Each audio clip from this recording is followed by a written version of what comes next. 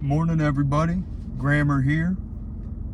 And this is our daily devotional. I want you to learn a new habit. Try saying, I trust you, Jesus, in response to whatever happens to you. If there is time, think about who I am in all my power and glory. Ponder also the depth and breadth of my love for you. This simple practice will help you see me in every situation, acknowledging my sovereign control over the universe.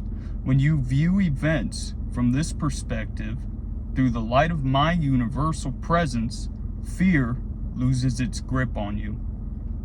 Adverse circumstances become growth opportunities when you affirm your trust in me, no matter what. You receive blessings gratefully, realizing they flow directly from my hand of grace. Your continual assertion of trusting me will strengthen our relationship and keep you close to me. Psalms 63, verse 2. I have seen you in the sanctuary and beheld your power and your glory. Isaiah 40, 10 through 11. See, the sovereign Lord comes with power, and his arms rules for him. See, his reward is with him, and his recompense accompanies him. He tends his flock like a shepherd. He gathers the lambs in his arms and carries them close to his heart. He gently leads those that have young. Psalms 139, 7 through 10. Where can I go from your spirit? Where can I flee from your presence? If I go up to the heavens, you are there. If I make my bed in the depths, you are there. If I rise on the wings of the dawn, if I settle in the far side of the sea, even there your hand will guide me. Your right hand will hold me fast.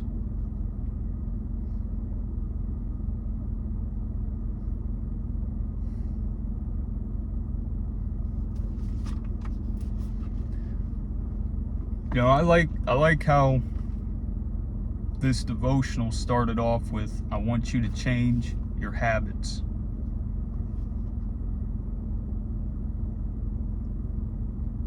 And what the simple thing is, when an inconvenience pops up and you say, I trust you, Jesus.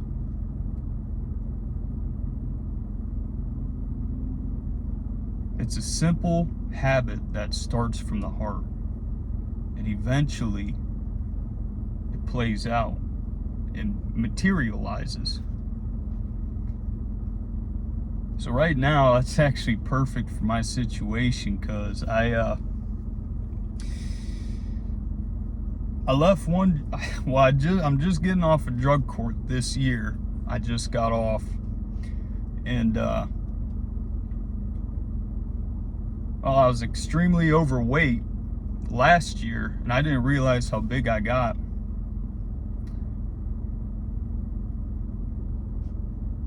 And so, in that season last year, it was actually the simple renewing, repenting of my mind that got me into the gym.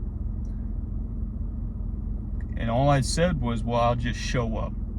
And I told myself, I'll just show up.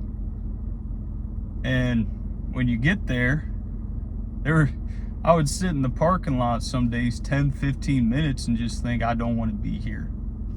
But since I'm already there, I might as well go in. And if I'm going in, I might as well just get a pump, you know? So that was kind of like a practice for this season, because right now I lost another job, and I don't know what the Lord has planned for me. I'm not a lazy person, you know, but I've definitely pointed out In this last job, it was really weird. The hours were perfect, and I really enjoyed it. 8-hour shifts finally. And well, the work caught fire, and after it caught fire, they were doing like some cleaning crews, and they wanted us to come in on the days I have my daughter. And anybody that knows me personally knows that when I'm with my daughter, that is my time with her. Nobody else gets that time. That is just me and her. If I can't be with her every day, then the days that I do get to be with her, those are just me and her. And so, and what's crazier, well, let me finish that train of thought, because I know I like to go off on tangents. But when the work caught fire, we weren't sure what was going on, and everyone was kind of stressed out, from my understanding. But I was completely at peace. It was in God's hands. God got me off of drug court. God saved my life. He kept me alive. He gave me a beautiful daughter. And so it was that simple, just changing your thinking. And it led to peace. And well, so after it caught fire, we were doing those cleaning crews, whatever. And now that I don't work there anymore, I'm still just reminding myself that God is in control. Now, to go back, what I was about to say, the night of that fire, I got in touch with somebody who he's a pastor, a minister, and I spoke with him. I was like, I don't know if I am following God. I don't know if I am Christian, just because of everything around me, and I do struggle with sin. I'd be a liar if I said I never sinned. So I got in touch with him, and then that night he was telling me, he's like, God's got his hand on you. God's got a plan for you. God will make it happen. And he said, tonight, God's gonna give you a dream. Well, it wasn't a dream, because I was at work. I worked third shift, but the whole place caught fire that night. Not the whole building. It was just one section of the building went up in flames, but still, it was crazy how everything planned out. And I'm sure I would be really anxious right now, but I know that God is having a lot of grace and a lot of mercy.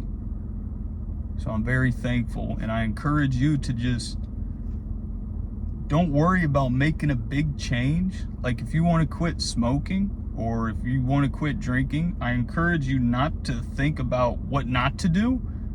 I encourage you to think about what you could be doing. So, and that's why I started working out, lifting, running, because it's a healthier habit. So, anyways, thank you for joining me, and God bless. Hoping and dreaming that I could just capture that lightning in a bottle. Maybe I might need to lean on my faith.